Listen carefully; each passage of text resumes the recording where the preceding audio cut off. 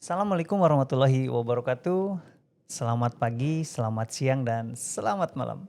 Apa kabar para insan Merdeka Belajar? Mari kita lanjutkan pembelajaran kita di dalam Ngawangkong bersama saya Kang Irfan.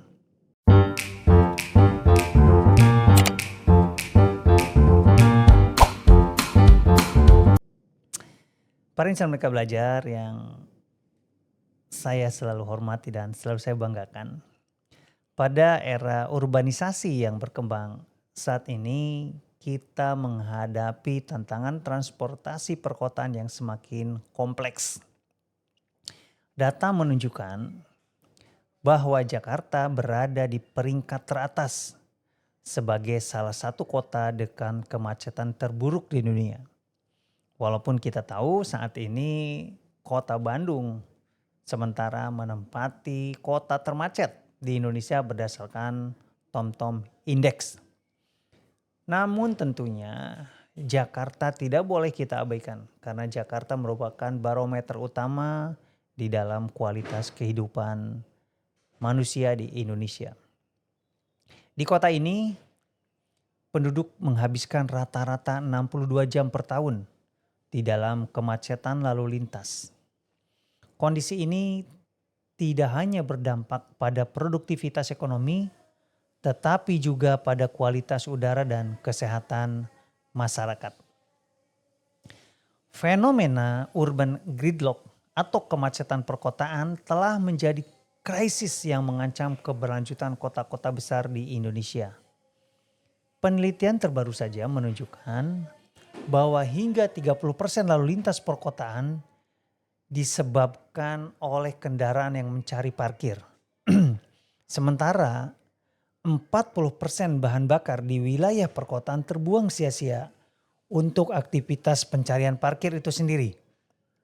Kondisi inilah yang mencerminkan inefisiensi sistem transportasi konvensional yang telah mencapai batas kapasitasnya. Di Indonesia, khususnya di kota-kota besar seperti Jakarta, Surabaya, dan Bandung, pertumbuhan jumlah kendaraan bermotor sudah tidak sebanding dengan pembangunan infrastruktur jalan yang telah menciptakan lingkaran kemacetan. Tapi itulah kondisi transportasi di Indonesia.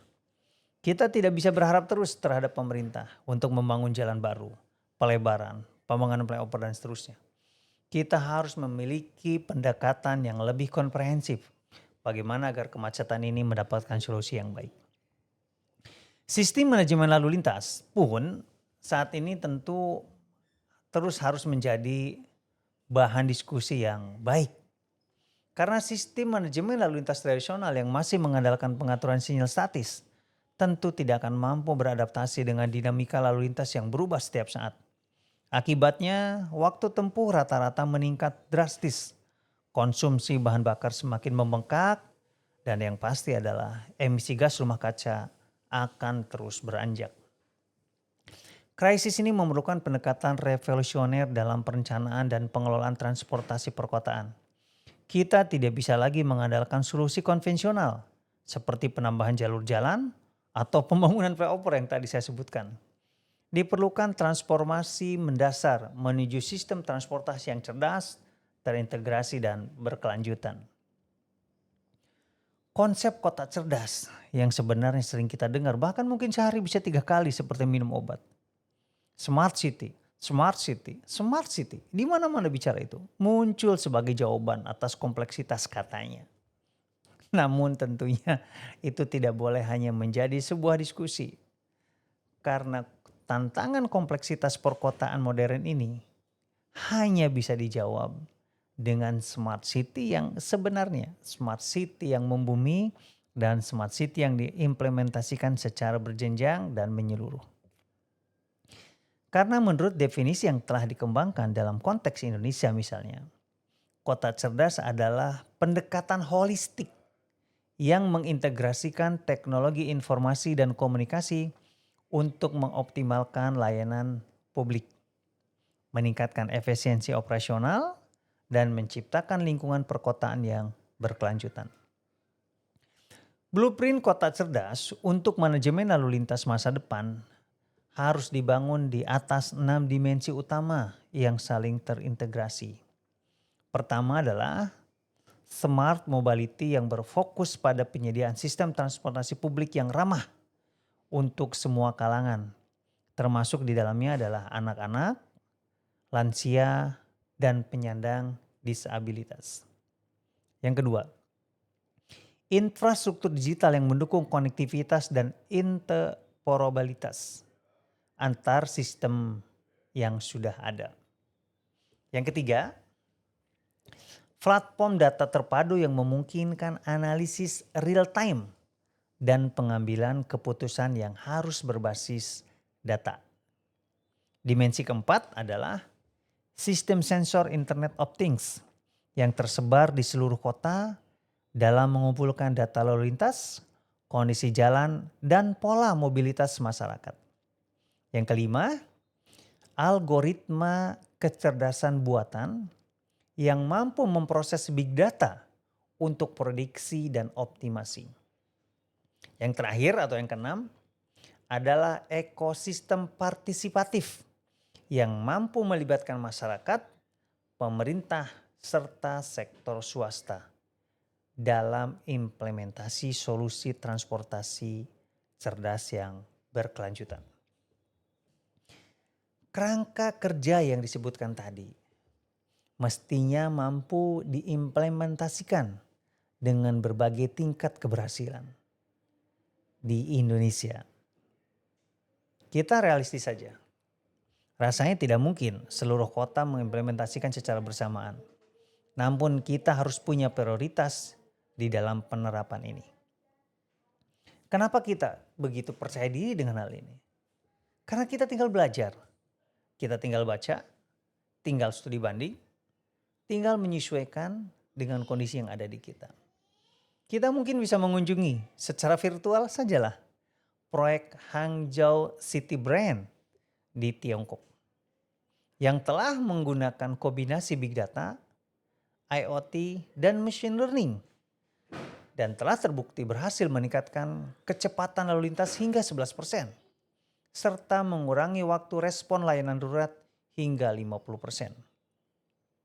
Saya membayangkan BSD City di bagian barat kota Jakarta.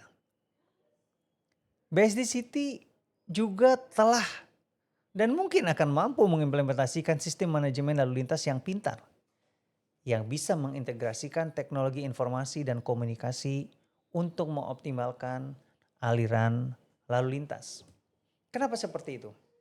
Karena kita tahu bahwa BSD dibangun dalam bentuk kota modern, dalam kerangka kota kekinian. Dan saya yakin tidak sulit mengimplementasikan IoT, big data, data mining, dan seterusnya di kota tersebut. Tentu saja blueprint ini tidak hanya fokus pada teknologi, tetapi juga pada aspek keberlanjutan dan inklusivitas.